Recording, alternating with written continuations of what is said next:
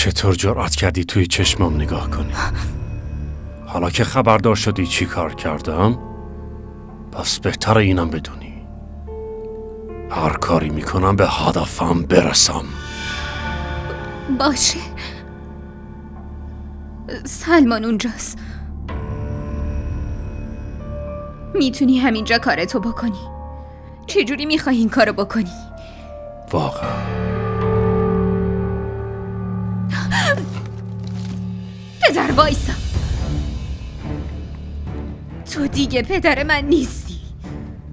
فکرشم نمیتونی بکنی که چی کار میتونم بکنم. هر کاری ازم برمیاد.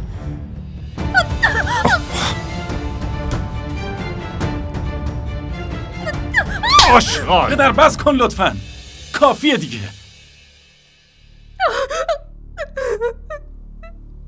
تو یه نمک نشناسی. بهتره دیگه سر راه من پیدات نشه. اگه متوجه حرفی که زدم شدی، به عنوان تهدیدی نگاش کن که زندگی آرومی که بهت دادم ازت بگیرم. پدر فکر میکنم باید بری. لطفاً برو.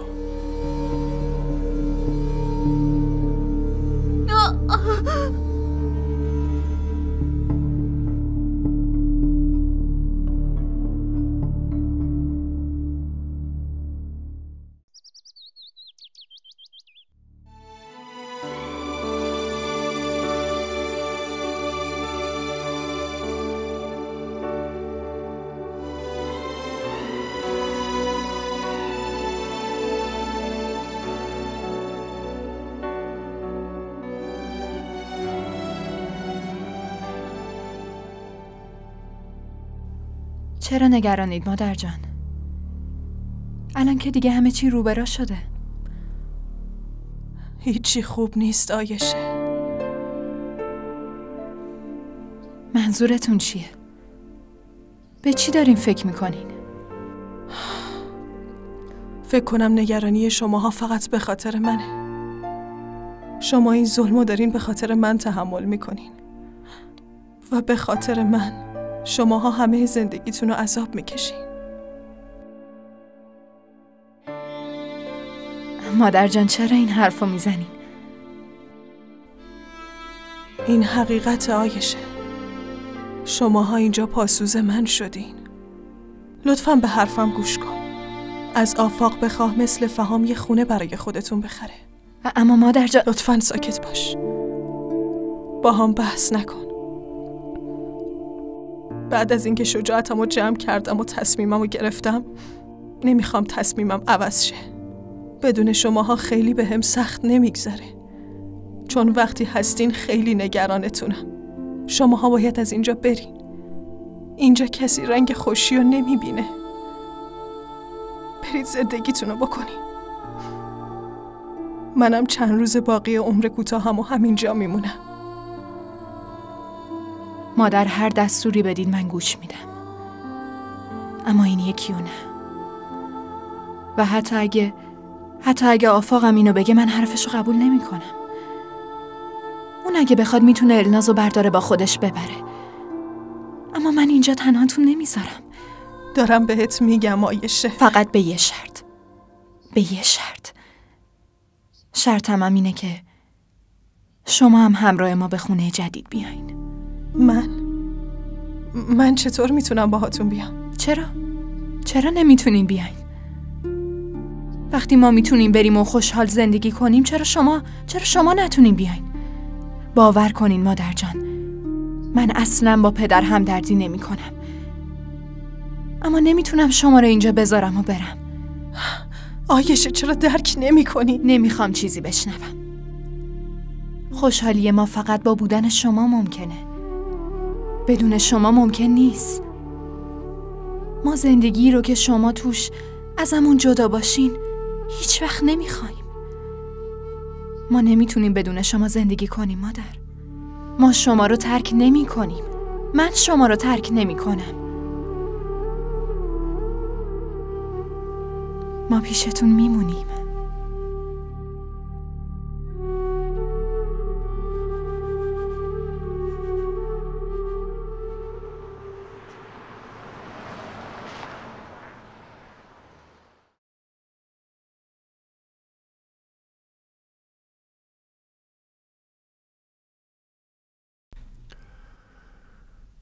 سلام علیکم. سلام علیکم.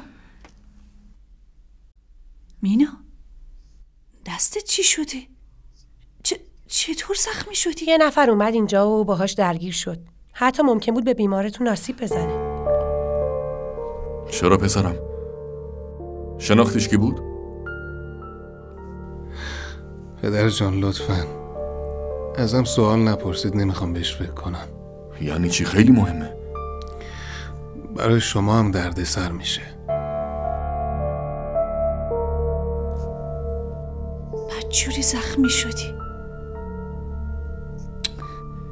عزیزم. باید یه چیزی بگم.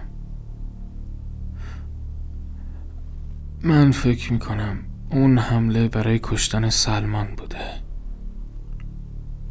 حدس میزنم که پدر پشت این قضیه است. همچین کاری از پدر برمیاد. خب اون وقت ما باید چی کار کنیم؟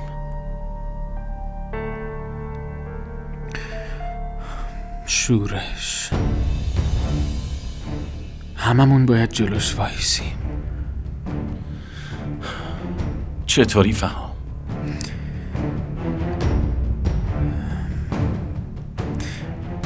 سعی میکنم به مادر فشار بیارم که با هم بیاد.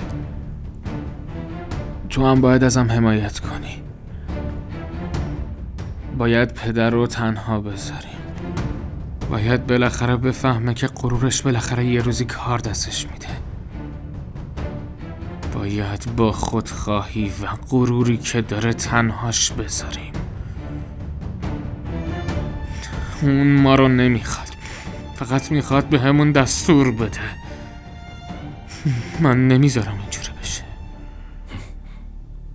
فکر کنم این دیگه زیاده روی باشه. پس چی؟ باید بذاریم هر کار میخواد بکنه؟ بذاریم خواهرمون بیوه شه؟ چطور میتونیم دست رو دست بذاریم؟ ببین فهم، اگه پدر این کارو کرده باشه من همراهتم. اگه مدرکی پیدا کنیم که... بله؟ صدفان بیزاری هستم. آقا آفاق؟ بله بفرمایید. لطفاً فردا صبح اول وقت تشریف بیارید اداره پلیس. میخوام باهاتون صحبت کنم. باشه میبینمتون. به پدر آقا سلمان هم اطلاع بدین. ایشون هم باید تشریف بیارن. باشه سعی میکنم بیارمشون. بسیار خوب، منتظرتون هستم. باشه. از اداره پلیس بود. گفتن که میخوان من و آقا وهاب بریم پیششون. باید به پلیس بگی که به پدرمون مظنونیم. باید ازشون بخوایم که بررسی کنن. در اون صورت همه چی روشن میشه.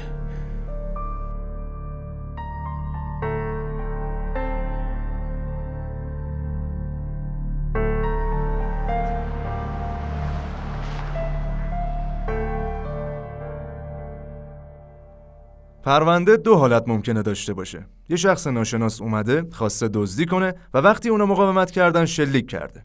اینجا شکایت علیه افراد ناشناس تنظیم میشه. اما اگه به کسی مظنون باشین پرونده بر اساس اونا پیش میره. حالا اگه به کسی شک دارین یا مظنونین بگین. من به پدرم مظنونم. اگه الان این حرفو نزنم بعداً دوباره در آینده از این مشکلات پیش میاد. یعنی میگی همه این کارا رو محمود احمد انجام داده؟ بله. من و فهم فکر میکنیم که اینطور باشه. به هر حال با تحقیقات بیشتر میتونیم متوجه شیم و کل قضیه برامون روشن میشه. باشه، میتونین اظهارات خودتون رو با جزئیات بنویسین. قبوله؟ منم اظهاریه مینویسم. نه عمو لطفاً این کارو نکنین. اون وقت اگه شکمون اشتباه باشه دشمنیش باهاتون بیشتر میشه. دعا کن شکتون اشتباه باشه آفاق. اگه این موضوع حقیقت داشته باشه من نمیتونم جلوی سلمانو بگیرم و اگر نگران این دشمنیش بیشتر شه من اصلا اهمیتی نمیدم، برام مهم نیست. پس میتونین شکایت کنین. راستشو بگو، تو واقعا این کار رو انجام دادی؟ تو منو خوب میشناسی. چون میشناسمت دارم میپرسم. تو که میدونی اون پسر سعی کرد تحقیرم کنه. حالا متوجه شدم و به خاطر همینم میخوای بکشیش. تو واقعا میخوای دامادتو بکشی؟ یعنی واقعا میخوای دخترتو بیوه کنی؟ نه، اون پسر هیچ وقت داماد من بوده و نه نگرانم که اون بمیره و دخترم بیوه برگرده خونه. محمود تو چته؟ اصلا تو رو نمیشناسم رفیق. چی داری میگی؟ مگه بچه‌هاتو دوست نداری؟ تصور کن اونا جمع شن و یهو علیهت شکایت کنن. هیچ شکایتی علیه من نخواهد بود. من بازی خوب بلدم. آقا محمود خودتونید درسته؟ شما بازداشتید، باید با همون بیاین. به چه جرمی؟ شما مظنونین به اقدام به قتل دامادتون. و چه مدرکی براش داری؟ شاهد. یه شاهد موثق دارم. وقتی اومدین خواهید دید. یه لحظه باید تماس بگیرم. نه آقا، شما اجازه تماس گرفتن ندارید. حالا راه بیفتید. شما تو این محل آبرو دارین، پس نمیخوام بهتون دستبند بزنم. به نظرم بهتره که خودتون آروم همراه همون بیاین.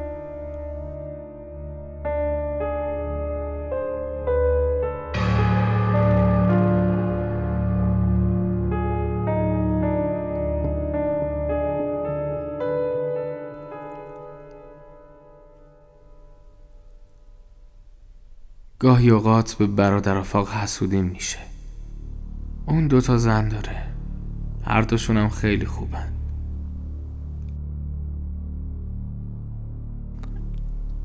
چی شده داداش؟ همون چیزی که ازش میترسیدیم. حق با تو بود فهام. مشخص شد کسی که میخواست سلمانو بکشه پدر ما بوده. حالا چه اتفاقی میفته آفاق؟ من هیچی نمیدونم. بذار من بهت بگم. ما باید پدر رو تنها بذاریم.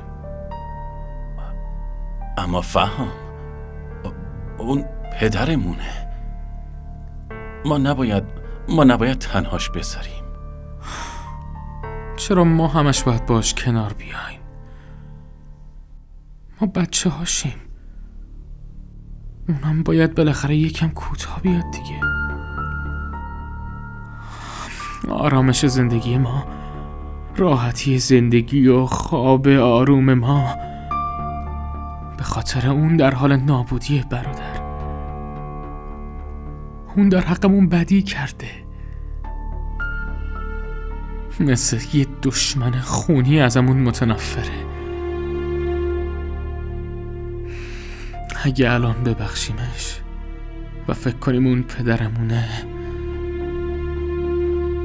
دوباره میاد و بهمون حمله میکنه. میشه اغرب نه از سر کینه است. اقتضای طبیعتش این است. خب حق با توه، ولی باید اینو به مادرم توضیح بدیم. نمیدونم چطوری. بذار اول ببینمش. گوش کن، من به الناز گفتم که پیشت بمونه.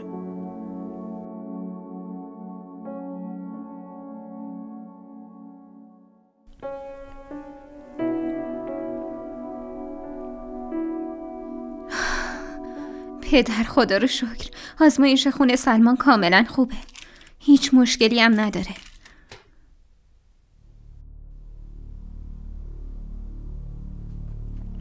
پدر، مادر، چی شده؟ چرا هر دوتون ساکتین؟ امروز از یه چیزی مطمئن شدم که ازدواج تو با سلمان اصلا بسه. اینو خودم میدونم مادر. تقدیر بد من روی اونم تاثیر گذاشته، همینطور روی شما به عنوان خانوادم. اما تقصیر من چیه؟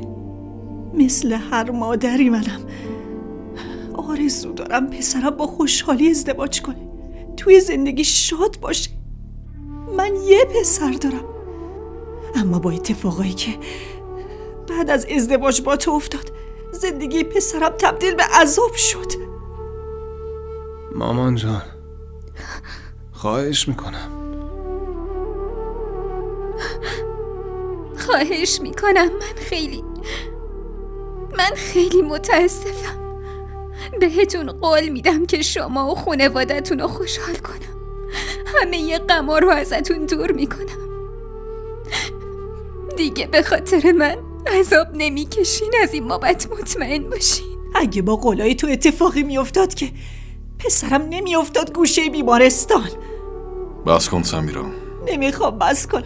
هیچ وقت نمیذاری حرف بزنم. تقصیر مینا چیه سمیرا؟ در ضمن محمود احمد مجازاتی که حقش رو میگیره. آره عزیزم، پلیس پدرتو دستگیر کرده. کسی که خواسته سلمانو بکشه آدم پدر تو بوده.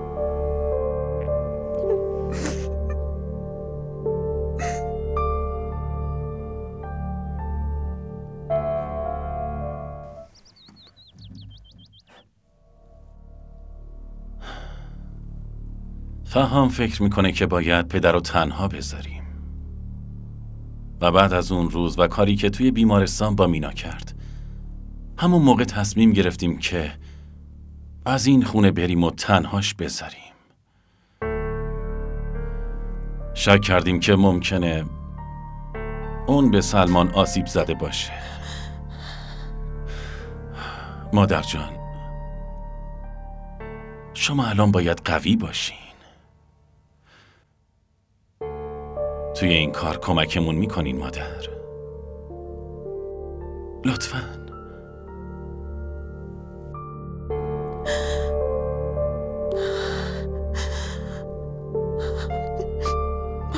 باشه.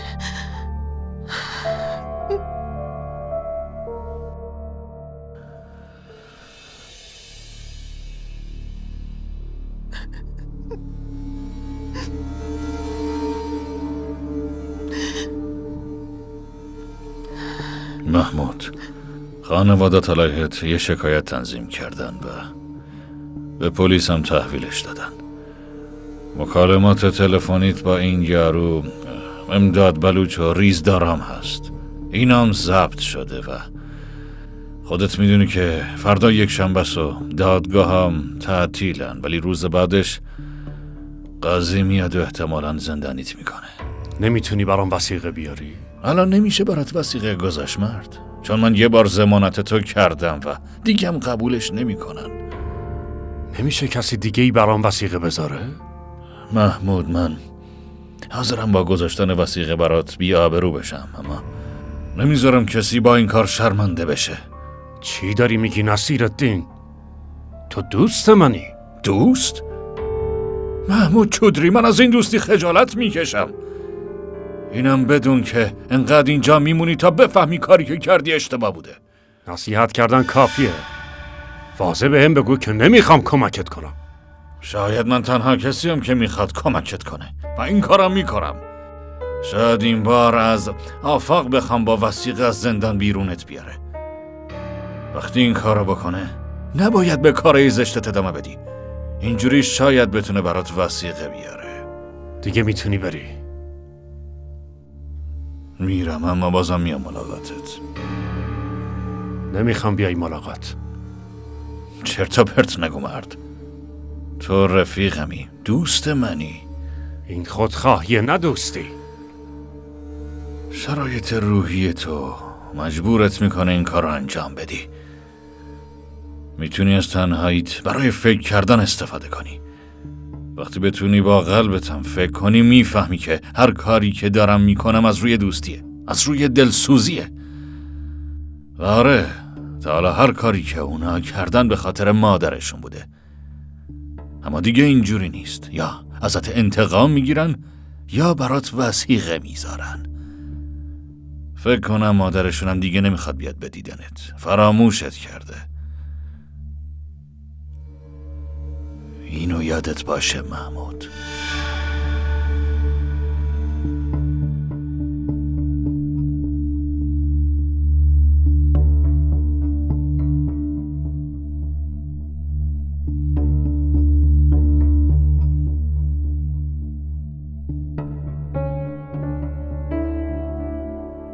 عمو که بهم زنگ زد اصلا داشتم دیوونه می شدم. همه چی رو ول کردم و اومدم اینجا. خوشحالم به موقع رسیدم وگرنه اصلا معلوم نبود چی میشه. چی میشد مثلا؟ شهید میشدم دیگه. خط مقدم جبهه که نرفتی که بخوای شهید بشی. توی نبرد عشق دارم میجنگم دوست من. یعنی چی؟ نمیفهمم. یعنی میگی حمله تصادفی نبوده؟ خب بذارین براتون یه چیزی بیارم. نه خواهر زحمت نکشید، لازم نیست.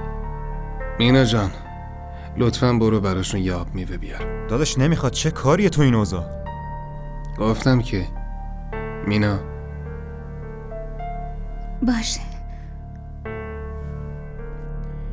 چی شده سلمان؟ چرا انقدر اذیتش میکنی؟ عمدن فرستادمش بیرون. خوب بهم گوش بده. این اتفاق یه حادثه نبود. نقشه قتل من بود.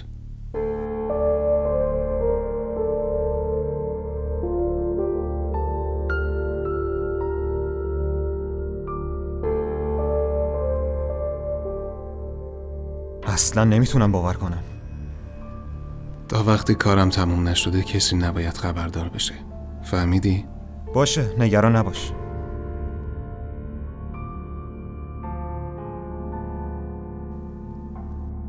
برادر. بله. لطفاً یه کاری برام کن. بفرمایید. خب میخوام یه تماس بگیرم. تماس برای چی؟ خب اینو بدون که بابتش پول خوبی بهت میدم. خب بده. الان پول ندارم ولی فردا که زمان ملاقات شد پولو برات میارم. پس تماست هم بذار برای همون موقع. نه این موضوع مهمیه. حتما میخوای به کسی زنگ بزنی که فردا بیاد اینجا. اونم وقتی بیاد میره پیش رئیس. رئیس هم وقتی بفهمه. نه میخوام به خونم زنگ بزنم. باید با زنم حرف بزنم. واسه این کار 5000 تا ازت میگیرم. قبوله. پس اول خودم باشون حرف میزنم بعد گوشی رو میدم بهتون. شماره رو بگو. 051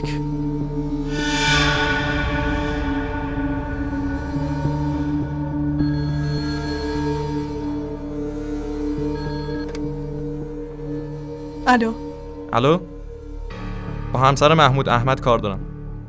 بله خودم هستم. گوشی دستتون. الو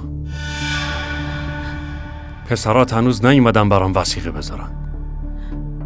مگه با تو نیستم؟ نمیان وثیقه بذارن. میدونم نمیان. میخوام بدونم چرا نمیان. من برای کاری مجبورشون نمی کنم. منظورت چیه؟ اینجوری که تا آخر عمرم میافتم زندان؟ فکر نکن که دوست دارم یه شبم توی بازداشتگاه بمونی. اما چی؟ ها؟ منظورت چیه؟ اگه تا فردا صبح با وثیقه از اینجا نیام بیرون خودت بهتر میدونی که چه اتفاقی میفته. فهمیدی؟ اونا نمیان. هر کاری میخوای بکنی بکن. اصلا مهم نیست.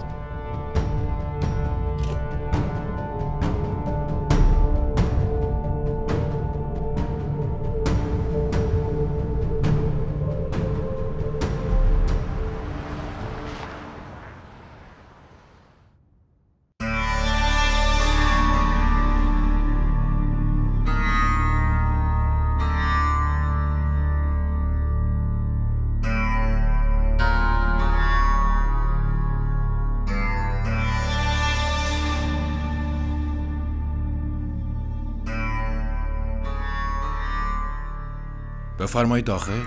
بشینید.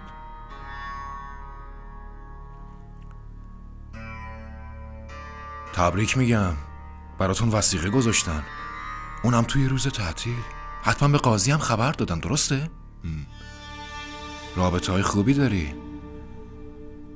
خب حالا لطفاً اینجا رو امضا کنین، بعد میتونید برید.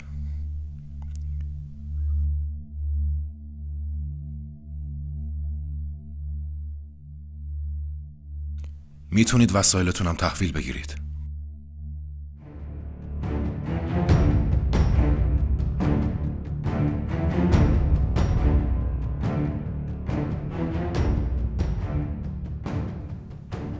جناب پدرزن محترم، حالا دیدی جواب حملتو چجوری دادم؟ حالا که تو همچین دختر زیبایی به من دادی، من خیلی کارهای بیشتری میتونم برات بکنم. خیلی بهش فکر کردم، ازت عصبانی بودم، فکر کردم بدتر از خودت تلافی کنم و بذارم توی زندان بمونی، اما بعد فهمیدم اینجوری آرامش خواهی داشت و من میخوام هر لحظه از زندگیت عذاب بکشی.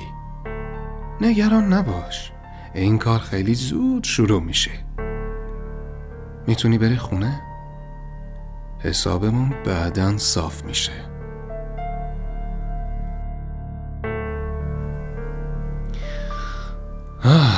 سلمان، چی کار کردی؟ چی کار کردم؟ برای پدر وثیقه گذاشتی؟ آره مینا، با این سن چطور توی زندان بمونه؟ تحمل این عذاب براش خیلی سخته. راستشو بگو سلمان، میخوای چی کار کنی؟ مینا، هر کاری بخوام بکنم بدون کمک تو موفق نمیشم. سلمان دوباره این کارو نکن. آره مینا، هر کاری که من بخوام بکنم تو هم باید همراهم باشی. برگه ها تا غروب حاضر میشن، لطفاً امضاشون کن. این کارو نکن سلمان، داری با آتیش بازی میکنی. پدرت کسیه که این بازی رو شروع کرده. خواهش میکنم. نه مینا، الان نه، الان حرف کسی رو گوش نمیدم. کاری که دلم میخواد و میکنم، چون این جنگ سر غرور و شخصیت به پا شد، اما الان قضیه سر مرگ و زندگیه. پدرت سعی کرد با تیراندازی منو بکشه، اما من با عذاب دادن میکشمش. اون موقع است که من آروم میشم.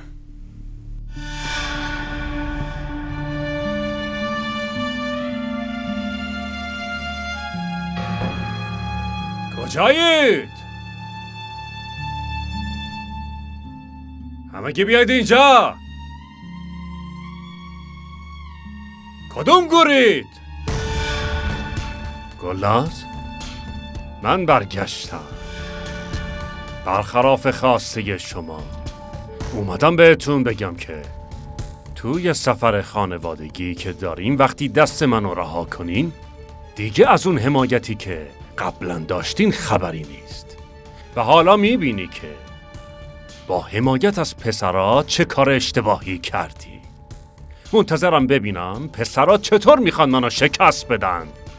خوب به حرفای من گوش کن. امروز اینو بدونین که علیه همتون اعلام جنگ میکنم. زندگیتون رو جوری جهنم میکنم که آرامش نداشته باشین.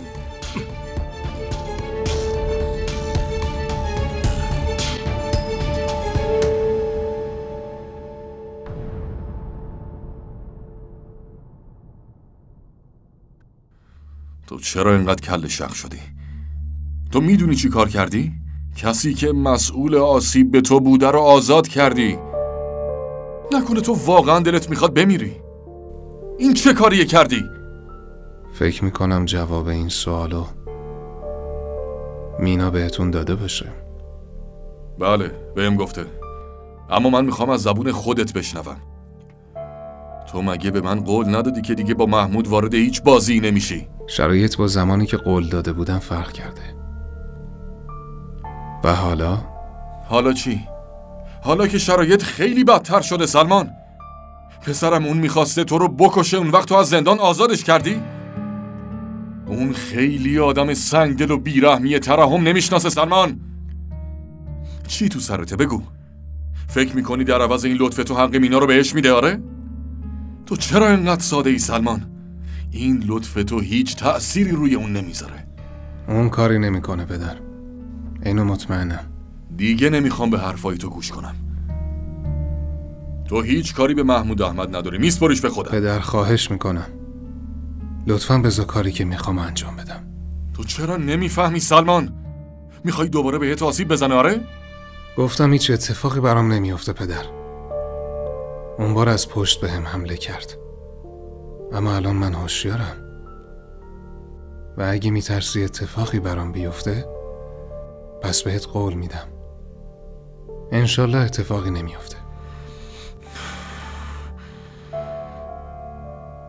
نمیدونم چطوری حالیت کنم.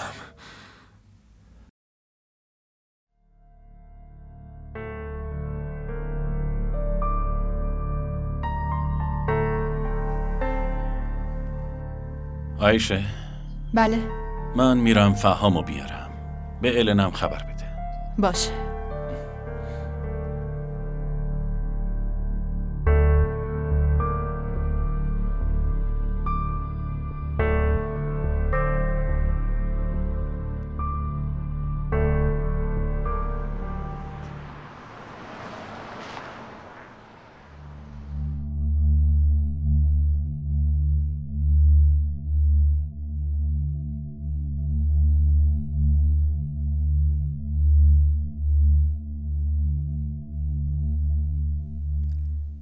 خاله ما میریم خونه. سلمان حالش خوبه؟ همه چی خوبه؟ هیچی خوب نیست پسرم، هیچی خوب نیست. عمو لطفاً شما باید به سلمان بگیم. به سلمان چی بگیم؟ چی رو بهش بگیم؟ بگو، جوابمو بده. شماها نمیتونین پدر پیرتون رو کنترل کنین؟ نمیتونین مراقبش باشین؟ روزی که شنیدم سلمان میخواد با مینا ازدواج کنه همه وجودم و دلشوره گرفت. خیلی نگران بودم. کاش اون موقع قبول نمیکردم. اون وقت الان زندگیمون در خطر نبود. ما شرمنده ایم واقعا. من شرمندگی شما رو نمیخوام. میخوام زندگی سلمان رو پس بگیرم. سلمان دوباره لجباز شده. میگه که میخواد انتقام این تحقیر رو ازش بگیره. این ویدیو رو لایک کنید، کانالمون رو سابسکرایب کنید تا از سریال های جدیدمون هم آگاه باشید.